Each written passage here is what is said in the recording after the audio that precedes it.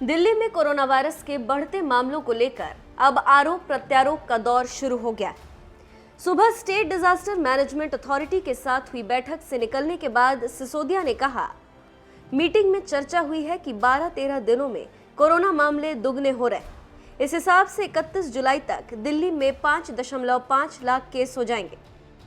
Corona के बढ़ते मामलों पर शाम को उपराज्यपाल अनिल बैजल ने सर्वदलीय बैठक की। इस बैठक से निकलने के बाद बीजेपी दिल्ली के नए अध्यक्ष आदेश गुप्ता ने कहा कि केजरीवाल सरकार दिल्ली के लोगों में डर का माहौल पैदा कर रही है। 15 जून तक 44,000 केसेस होंगे और करीब 6,600 बेड्स की आवश्यकता होगी। 30 जून तक 1 लाख केसेस पहुंच जाएंगे और 15,000 बेड्स की आवश्यकता होगी। 15 जुलाई तक करीब 2.25 लाख केसेस हो जाएंगे और 33,000 बेड्स की आवश्यकता होगी और 31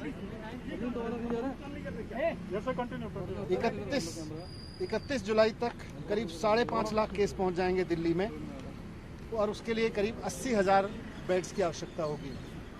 ये तब है जबकि अब तक थोड़े दिन पहले तक लॉकडाउन चल रहा था और अभी तक दिल्ली के हॉस्पिटल्स में दिल्ली के ही जो निवासी हैं, वो चाहे कहीं से भी, जो आदमी आज दिल्ली में रह रहा है वही दिल्ली के हॉस्पिटल तक आ पा रहा था, जो दिल्ली सरकार की है वो प्राइवेट हॉस्पिटल्स हैं।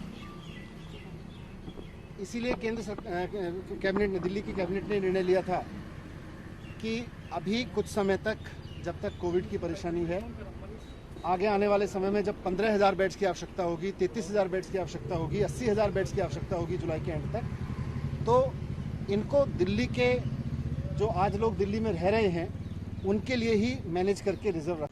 मैं उनसे ये पूछना चाहते हैं, वो ये तो बताएं कितने बाहर के लोग हैं।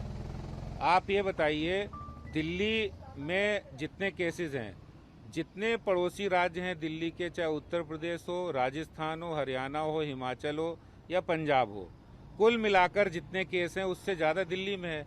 आज वहाँ से कौन आना चाहता है? ये तो एक डर का माहौल पैदा करने की कोशिश कर रहे हैं, क्योंकि उन्होंने ग्राउंड पे कुछ किया नहीं है। अगर वो करते तो इस तरह की बात नहीं करते।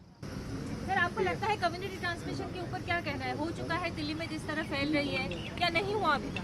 नहीं, अभी जिस तरह हम जो केंद्रीय स्वास्थ्य मंत्रालय और ICMR की रिपोर्ट है, वो अभी कह रहे कम्युनिटी स्प्रेड नहीं हुआ है।